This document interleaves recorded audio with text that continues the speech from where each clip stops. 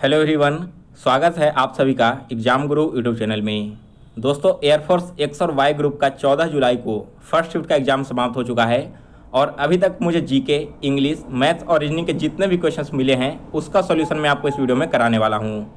कुछ टॉपिक्स ऐसे हैं जिनसे पिछले 3 दिनों से क्वेश्चन रिपीट हो रहा है, तो वीडियो के लास्ट में आपको इंपॉर्टेंट टॉपिक्स भी बताऊँगा। अगर आपका एग्जाम आगे आने वाले शिफ्टों में है तो आपको उन सारे टॉपिक्स को कवर करके जाना है, तो आप वीडियो लास्ट तक देखिए। और दोस्तों, जितने भी पीडीएफ हैं जो अभी इस बार एग्जाम में क्वेश्चन पूछे गए हैं उन सभी का कंपाइलेशन मैं आपको एग्जाम के जस्ट बाद टेलीग्राम चैनल पर दे दूंगा।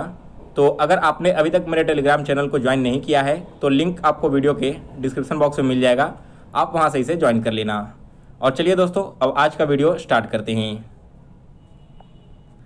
तो देखिए, आज का सबसे पहला क्वेश्चन पूछा गया था, डिस्कवरी ऑफ इंडिया पुस्तक के लेखक कौन हैं। यह क्वेश्चन मैंने आपको पहले जीके के सीरीज में करवाया है। डिस्कवरी ऑफ इंडिया, यह बुक लिखी गई है दोस्तों जवाहरलाल नेहरू के द्वारा। इस क्वेश्चन का करेक्ट आंसर था जवाहरलाल नेहरू। इसके बाद देखो, सेकंड क्वेश्चन आपका आया था कि जो पश्चिम है, पश्चिम इलाके में वर्षा का मुख्य कारण क्या है। यानी कि भारत की जो पश्चिमी इलाके पड़ते हैं, वेस्टर्न साइड्स पड़ते हैं ना, वहाँ पर बारिश होने का मुख्य कारण क्या होता है। और आपके ऑप्शंस कुछ इस तरह से दिए हुए थे, हिमालय पहाड़, वेस्टर्न घाट, या फिर और भी 2-3 आपके रीजन दिए हुए थे। तो देखो, पश्चिम घाट में वर्षा होने का मुख्य रीजन क्या होता है। इसका मुख्य रीजन है दोस्तों कि पश्चिम घाट में जो बारिश करने वाली हवा होती है ना, जो हवाएं अपने साथ बारिश लेके आती है, वो पश्चिमी ढलानों के कारण से रुक जाती है और इस वजह से वहाँ पर बारिश होने लगती है।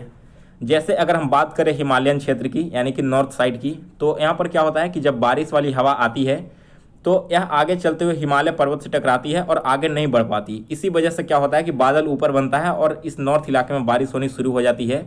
आपने देखा भी होगा कि उत्तराखंड जैसे इलाके में बहुत ज़्यादा बारिश होती है। तो इसका मुख्य रीज़न यही है कि जो बारिश वाला हवा होती है, बारिश वाली, वो हिमालय पर्वत से टकराकर वहीं पर रुक जाती है और बारिश होने लगती है। इसी तरह का कुछ रीजन आपको वेस्टर्न साइड्स में भी देखने को मिलता है। वहाँ पर जो पश्चिमी घाट है जिनसे हवा रुक जाती है और वहीं पर बारिश होती है। तो आपके ऑप्शंस क्या क्या थे, उस ऑप्शन के अनुसार से आप यहाँ पर सही ऑप्शन टिक आउट कर सकते थे। इसके बाद देखो, अगला क्वेश्चन जो पूछ लिया गया है, लेकिन यहाँ पर देखो किस तरह से पूछा है। आपसे पूछा गया था शिक्षा मंत्री का नाम, भारत के अभी वर्तमान शिक्षा मंत्री कौन हैं। तो आप सभी को मालूम है कि एग्जाम से जस्ट 2 से 4 दिन पहले सारे मंत्रालय में फेरबदल हुई थी और जो हमारे शिक्षा मंत्री थे उनका भी यहाँ पर ट्रांसफर, यानी समझो कि उन्हें हटा दिया गया था और उनकी जगह कौन आए थे, धर्मेंद्र प्रधान। लेकिन अगर आपके एग्जाम में ऑप्शंस की बात करें तो वहाँ पर आपको केवल रमेश पोखरियाल ही दिया हुआ था, धर्मेंद्र प्रधान नहीं था। तो आप सभी को क्या करना था, इसी ऑप्शन को टिक आउट करना था। इसके बाद अगला क्वेश्चन देखो, 4th नंबर, अभिनव बिंद्रा किस खेल से जुड़े हुए हैं। दोस्तों, अभिनव बिंद्रा वे जुड़े हुए हैं शूटिंग से। अगला क्वेश्चन, इसके बाद next question number 5th question देखो, बहुत इंपॉर्टेंट क्वेश्चन पूछा गया आपका पॉलिटी से इस बार। Heart and soul of Indian constitution किसे कहा गया है, यह क्वेश्चन पूछा गया था। तो यह कहा गया दोस्तों राइट टू कॉन्स्टिट्यूशनल रेमेडीज को। और यह किस आर्टिकल के अंतर्गत आता है, तो यह आता है आर्टिकल 32 के अंतर्गत। यानी कि आप आर्टिकल 32 को ही बोल सकते हो कि article 32 heart and soul of Indian constitution है। और यह जो वक्तव्य है, यह स्टेटमेंट किसने दिया था, यह दिया गया था डॉक्टर VR अम्बेडकर के द्वारा।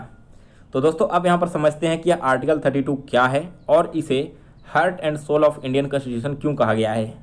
तो देखो, it allows an individual to approach the supreme court if she or he believes that her or his fundamental rights have been violated or they need to be enforced. देखो, आप सभी को मालूम है कि जितने भी यहाँ पर सिटीजन हैं, इंडियन सिटीजन हैं, इन सभी को कुछ फंडामेंटल राइट्स दिए गए हैं। लेकिन अगर आपको ऐसा लगता है कि आपके फंडामेंटल राइट्स का हनन हो रहा है, वो एक्ट नहीं हो पा रहा है, तो इस स्थिति में क्या होगा कि आप सुप्रीम कोर्ट जा सकते हो और आर्टिकल 32 के तहत यह दायर कर सकते हो कि आप पे साथ भेदभाव हो रहा है, आपको जो फंडामेंटल राइट्स मिलने चाहिए वो राइट नहीं मिल रहा है। तो इसी वजह से जो आर्टिकल 32 है, इसे हार्ट एंड सोल कहा गया है हमारे संविधान का। इसके बाद अगला क्वेश्चन है क्वेश्चन नंबर 6 क्वेश्चन देखिए क्या पूछा गया था, हाईएस्ट इलेक्ट्रॉन एफिनिटी एलिमेंट कौन सा है। तो यहाँ पर कई स्टूडेंट बोल रहे थे कि इसका करेक्ट आंसर फ्लोरीन है। लेकिन देखो, अगर आपके ऑप्शंस में क्लोरीन दिया हुआ होगा तो करेक्ट आंसर यही होगा। लेकिन अगर क्लोरीन नहीं दिया है, इसकी जगह फ्लोरीन दिया हुआ है, तो आपका करेक्ट आंसर फ्लोरीन होगा। सबसे highest electron affinity element chlorine है और इसके बाद आपका आता है फ्लोरीन। तो इसका करेक्ट आंसर डिपेंड करता है आपके एग्जाम में ऑप्शंस पर। इसके बाद 7th क्वेश्चन देखो, हेडक्वार्टर ऑफ WHO। WHO का हेडक्वार्टर कहाँ है? वर्ल्ड हेल्थ ऑर्गेनाइजेशन का। यह आपका स्विट्जरलैंड के जिनेवा में है। और दोस्तों आपको याद होगा कि पहले दिन जब आपका एग्जाम हुआ था तो उस दिन भी बिल्कुल सेम क्वेश्चन पूछ लिया गया था। यहाँ पर टोटल 7 क्वेश्चन अभी मुझे जीके के मिले हैं। अब बात कर लेते हैं कि जीके में कौन कौन से टॉपिक आपके रिपीट हो रहे हैं और किसे आपको पढ़ कर जाना है। तो सबसे पहले तो आपने यहाँ पर देखा कि जितने भी फेमस बुक हैं पहले के, जितने भी इंपॉर्टेंट बुक्स हैं, इनके राइटर का नाम अब तक 2 से 3 क्वेश्चन पूछ लिया गया है पिछले 3 दिनों में बुक से रिलेटेड। इसके बाद पिछले दिन आपको देखने को मिला था क्वेश्चन, स्पोर्ट्स में जो जितने भी खिलाड़ी हैं वे किस खेल से जुड़े हुए हैं, उस तरह के क्वेश्चंस। और आज भी आपको पहले शिफ्ट में देखने को मिल गया है अभिनव बिंद्रा से जुड़े हुए क्वेश्चन। तो आपको क्या करना है, जितने भी ऐसे खिलाड़ी हैं जो कि अभी न्यूज़ में चल रहे हों, सभी का नाम आपको याद रखने की जरूरत नहीं है।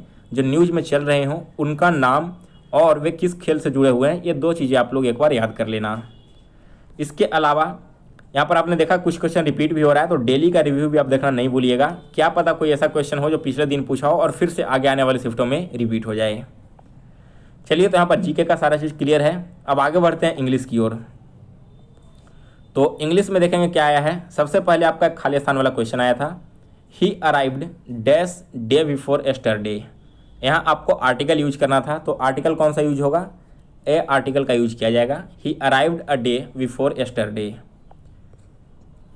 नेक्स्ट है question number 2, synonym of cautious. Cautious का सिमिलर वर्ड आपको बताना है। तो कॉशियस का मतलब क्या होता है? सावधान रहना। इसके सिमिलर वर्ड हो जाएंगे अलर्ट या फिर सेफ। इसके बाद अगला क्वेश्चन देखो, एंटोनिम ऑफ एडवर्सिटी। एडवर्सिटी का एंटोनिम क्या हो जाएगा? एडवर्सिटी का मतलब होता है प्रतिकूल, यानी कि जो आपके अनुसार से ना हो। तो इसके अपोजिट वर्ड हो जाएंगे फेवर। फेवर का मतलब क्या होता है? जो आपके अनुकूल हो, जो प्रतिकूल हो, सॉरी अनुकूल हो, यहाँ पर प्रतिकूल तो इसका अपोजिट हो गया। और एडवांटेज भी एक इसका एंटोनिम हो सकता है। नेक्स्ट आपका देखो, इंग्लिश में फिर से वर्ब और एडजेक्टिव वाले क्वेश्चंस पूछने लगे हैं। पिछले दिन भी आपको किसी वर्ड का वर्ब बताया गया था और फिर से आज देखो क्वेश्चन आया है, ओबीडियंटली का वर्ब फॉर्म आपको बताना है। देखो, ओबीडियंटली का वर्ब हो जाएगा ओबे, और अगर इसके एडजेक्टिव की बात करें तो एडजेक्टिव हो जाएगा ओबीडियंट, यानी कि आज्ञाकारी। ओबे का मतलब क्या होता है? आज्ञा मानना, जो कि एक वर्ब है। ओबीडियंट का मतलब आज्ञाकारी, जो कि एडजेक्टिव है। इसके बाद 1 वर्ड आया था एक क्वेश्चन नंबर 5 में, place where grains are kept. यह क्वेश्चन पिछले साल भी पूछा गया है। मुझे कन्फर्म याद नहीं है कि 2020 में आया था यह क्वेश्चन या 2019 में, लेकिन पहले भी एयरफोर्स से क्वेश्चन पूछ चुका है। वैसी जगह जहाँ पर अनाज को रखा जाता है तो इस प्लेस को हम क्या बोलते हैं? ग्रेनरी बोलते हैं। दोस्तों, अगर आप इंग्लिश में वीक हो एयरफोर्स एग्जाम के लिए, तो यहाँ पर आपने इस साल का क्वेश्चन पेपर देख लिया। अब आप एक बार एसएससी का प्रीवियस ईयर का पेपर उठाकर देख लो। एक भी क्वेश्चन इसमें आपको ऐसा नहीं दिखेगा जो उस पेपर से बाहर पूछा गया हो। मैंने आपको प्रिपरेशन का टाइम भी कई बार बोला था कि आप अगर इंग्लिश में वीक हो, स्ट्रॉन्ग करना चाहते हो, तो एसएससी के प्रीवियस ईयर पेपर सॉल्व करना स्टार्ट कर दो। आपके सारे क्वेश्चंस वहीं से पूछे जाएंगे। और इस बार आपने लाइव देख भी लिया है एग्जाम में कि आपके क्वेश्चंस कहाँ से आ रहे हैं। तो नेक्स्ट टाइम अगर आपको तैयारी करना हो तो इस चीज़ का आप लोग बहुत ध्यान रखना। चलिए आगे बढ़ते हैं। तो अगला क्वेश्चन है क्वेश्चन नंबर 6, प्रॉस्पेरिटी का सिमिलर वर्ड, यानी कि सिनोनिम आपको बताना है। इसका सिमिलर वर्ड हो जाएगा दोस्तों वेल्थ या फिर प्रॉफिटेबिलिटी। इसके बाद अगला क्वेश्चन है क्वेश्चन नंबर 7, रिसीव का करेक्ट स्पेलिंग आपको बताना था, और रिसीव का करेक्ट स्पेलिंग आप सभी के सामने लिखा है RECEIVE। इसके बाद दोस्तों बात करें अगर हम पैसेज की, तो पैसेज जो आज आपका आया है वो मॉडरेट लेवल का थोड़ा था। पिछले 2 दिनों में पैसेज बहुत ही आसान पूछे गए थे। जो भी क्वेश्चन थे पैसेज पर बेस्ड वो आपको डायरेक्ट पैसेज में देखने को मिल जा रहे थे। लेकिन आज का जो पैसेज आया था वो थोड़ा सा कॉन्सेप्ट बेस्ड था, यानी कि 1-2 क्वेश्चन के आंसर तो आपको आसानी से मिल गए। बाकी के 2 से 3 जो क्वेश्चन आए थे उनका आंसर आपको वहाँ पर बहुत अच्छे से खोजना पड़ता, ध्यान से समझना पड़ता, तभी आप उसे सॉल्व कर पाओगे। इसके अलावा आपके नरेशन और वॉइस फिर से बहुत ईजी आए थे। और एक क्वेश्चन को आया था एरर वाला, कुछ इस तरह से, the patient would not have died, और व्हेन और देन में से आपको सिलेक्ट करना था कुछ। तो पूरा पैसेज मुझे क्वेश्चन यहाँ पर नहीं मिल पाया है लास्ट वाला। अगर आपको यह क्वेश्चन याद है तो आप हमें कमेंट करके बताइएगा। सो गाइज, यहाँ पर इंग्लिश का भी पेपर समाप्त हो गया। अब बात करते हैं मैथ्स की। सबसे पहले तो मैंने कल भी बोला था कि रात 9 बजे आपको कल के पेपर का मैथ्स अपलोड कर दिया जाएगा, लेकिन रात में किसी रीजन की वजह से मैं अपलोड नहीं कर पाया। तो कल के शिफ्टों में जो मैथ्स के क्वेश्चन पूछे गए थे और आज यानी कि 14 जुलाई को जो मैथ्स के क्वेश्चंस आए हैं, इन दोनों का सॉल्यूशन आपको एक साथ आज रात में कंफर्म करा दिया जाएगा। तो रात में वो वाला वीडियो आप देखना ना भूलिएगा। इसके अलावा 12 जुलाई को जो मैथ्स के क्वेश्चन पूछे गए थे, उसका सॉल्यूशन का लिंक मैंने इस वीडियो के डिस्क्रिप्शन बॉक्स में दे रखा है। जिन लोगों ने अभी तक उस सॉल्यूशन को नहीं देखा, आप इस वीडियो को देखने के बाद वहाँ से इसे देख लेना। अभी हम सिर्फ यह देखेंगे कि आपके मैथ्स और रीजनिंग में कौन कौन से टॉपिक से किस तरह के क्वेश्चन आए थे। सबसे पहले मैथ्स में देखो, प्रॉफिट एंड लॉस से कुछ इस तरह का क्वेश्चन था कि अगर 20% लॉस होता है, प्रॉफिट इतना हो रहा है, इस तरह से करके कुछ एक क्वेश्चन था। पूरा क्वेश्चन मुझे अभी नहीं मिला है, सारे क्वेश्चंस को मैं कलेक्ट करके रात तक आपका सॉल्यूशन करवा दूंगा। इसके बाद देखो, आपका एक बॉक्स वेट रीजनिंग आया था, यानी कि इस तरह से बॉक्स बना रहता है और इसमें कुछ नंबर्स लिखे होते हैं और एक नंबर आपको फाइंड करना होता था। तो इस तरह के क्वेश्चंस आज वाले शिफ्ट में देखने को मिले हैं। नेक्स्ट आपका नॉन वर्बल रीजनिंग जो आया है, वो आज थोड़ा मॉडरेट लेवल का आया है, जिसमें 1 से 2 क्वेश्चन ऐसे थे जिसमें काफ़ी टाइम लग गया स्टूडेंट को और जल्दी सॉल्व भी नहीं हुआ, लेकिन बाकी के 3 से 4 क्वेश्चन आपके थोड़े आसान लेवल के थे। इसके अलावा आज सीटिंग अरेंजमेंट से भी रिलेटेड क्वेश्चन देखने को मिल रहा है। मैथ्स में फिर से HCF LCM से क्वेश्चन पूछा गया है और रीजनिंग में डिस्टेंस एंड डायरेक्शन से रिलेटेड क्वेश्चन आज भी एग्जाम में आया है। सो गाइज, आज फर्स्ट शिफ्ट में जितने भी क्वेश्चंस पूछे गए थे, उसका सॉल्यूशन मैंने आपको इस वीडियो में करा दिया है। अगर आपको वीडियो पसंद आया हो तो वीडियो को एक लाइक और शेयर कर दें।